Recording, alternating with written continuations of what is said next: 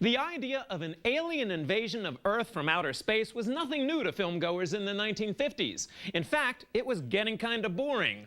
But all that changed with the 1956 film Invasion of the Body Snatchers, because instead of bug-eyed spacemen, planet Earth found itself being attacked by something completely different. Pod people with absolutely no personality. Something's happening. I don't know what it is, but I can feel it. I want to help you, but you have to talk to me. My husband is not my husband.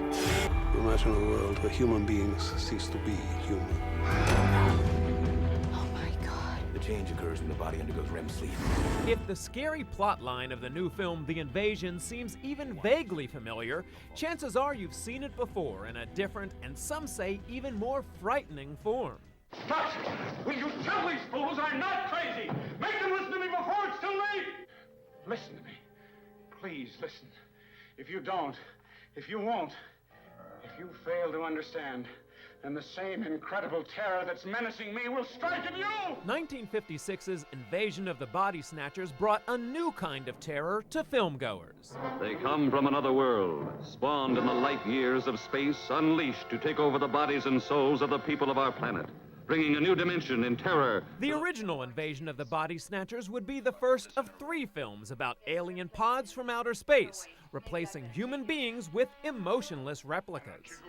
It's space, Miles. It's vague. It's like the first impression that's stamped on a coin.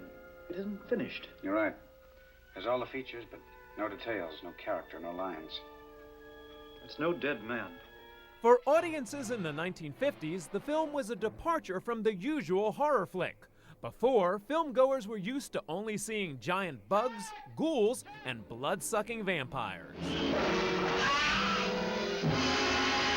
But Body Snatchers was different in its horror, because the monsters looked like us. Well, at least they did eventually. Miles, where do they come from? I don't know. If they are seeds or seed pods, they must grow someplace on a plant, probably. And somebody or something wants this duplication to take place. But when they're finished, what happens to our bodies? I don't know. When the process is completed, probably the original is destroyed or disintegrates. Scott. No, wait!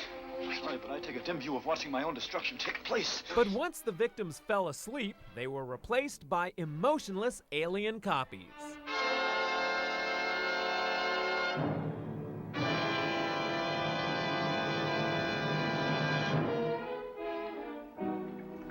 I went to sleep, Miles, and it happened.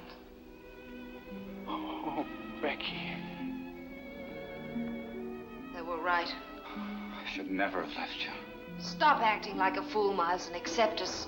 But the original Invasion of the Body Snatchers was more than just a horror movie about imaginary monsters. Some felt it was also an allegory about real-life 1950s fear and paranoia, about whether your next-door neighbor was really a secret Cold War communist. I am today much more interested. Invasion of the Body Snatchers came out at the height of McCarthyism, when everyone feared unknown communist spies and a Soviet takeover of the U.S. Look! You fools! You're in danger! Can't you see? They're after you! They're after all of us! Our wives, our children, everyone! They're here already! You're next! Now, fast forward over 20 years to the 1978 remake starring Donald Sutherland and Jeff Goldblum. Invasion of the Body Snatchers. It's got no detail, no character. It's unformed. The remake also featured a cameo by original actor Kevin McCarthy in a familiar role. Help! Help! They're coming! They're coming! Listen to me! Listen! Help me! You're next, please! Please! You're next! We're in danger! Please, listen to me! Something terrible! Please! You're next! Here they are! The 78 remake was remarkably similar to the original in many ways, but instead of playing on Cold War paranoia, post-Nixon Watergate-era conspiracy drove this plotline. I'd keep seeing these people, all recognizing each other. Something was passing between them all. Some secret.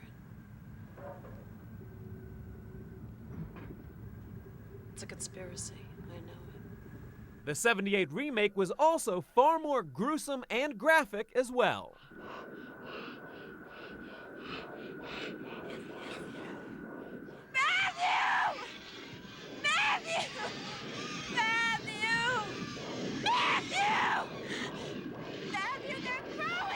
But both films also had much in common, like the dialogue. We're not the last humans left. They'll destroy you. Tomorrow you won't want them to. Tomorrow you'll be one of us. There are people who will fight you, David. They'll stop you. In an hour. You won't want them to. Some scenes were almost identical as well, like when the film's heroes discover their lovers' alien pod copies.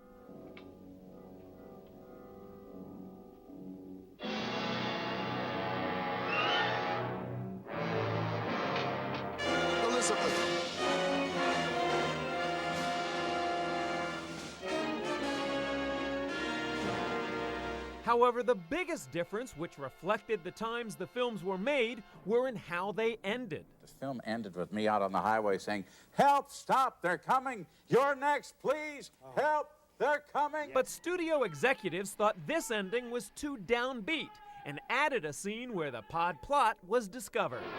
Get on your radio and sound on all points along. Block all highways, stop all traffic, and call every law enforcement agency in the state. And the '78 remake's surprise ending was far from happily ever after. Matthew? Matthew?